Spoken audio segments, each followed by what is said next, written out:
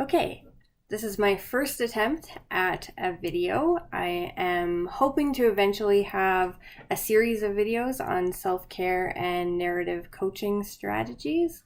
Today, I'm going to talk about emotional bubbles, what they are and how to draw them and why they can be useful.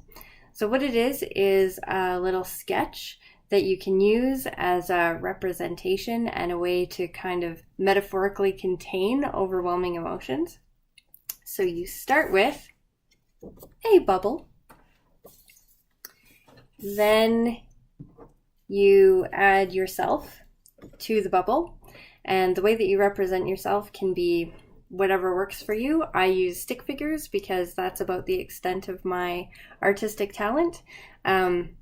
I decided to draw an emotional bubble for how I'm feeling today, even though my anxiety is doing pretty well. And how I'm feeling today is migraine-y. So there I am holding my head like this, but in stick figure format. Then once you've got your bubble and yourself in it, you add your feelings. So for me today, there are the pain squiggles, and they create a little barrier around me that prevents all of the positive emotions that I actually am feeling these days from getting to me. So all of these little hearts and the light bulbs of good ideas and those happy flowy lines of things actually happening, a little tough for them to get through the pain barrier there. So there's my completed emotional bubble for today.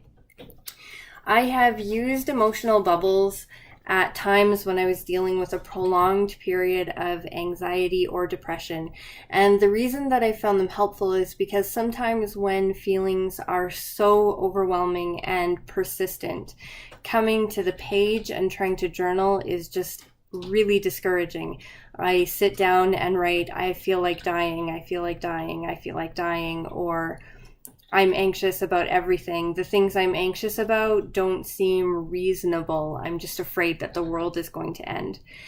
In those moments, when they last longer than about a week, I find that writing, which is my main go-to, actually makes things worse for me. And so the emotional bubbles are a way for me to represent that moment in my life and document it without the discouraging feeling of writing the same thing over and over again.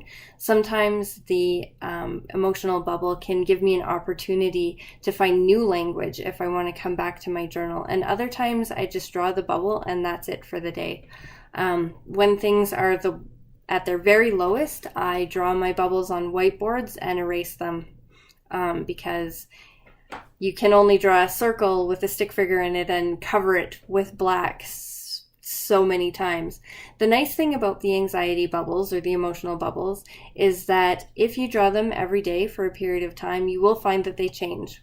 You won't have a whole week of days where it's just black. There will be times when there's squiggly lines overwhelming your stick figure, or there cloudy smoke blocking your figure's clarity, or your figure's upside down in the bubble. But it changes, it does change. And that's one of the most valuable things about the emotional bubbles for me, has been that they give me a way to see myself progressing through an incredibly difficult period. So once again, to recap, you draw a little bubble, you add a little you fill it in with how you're feeling, and you're done.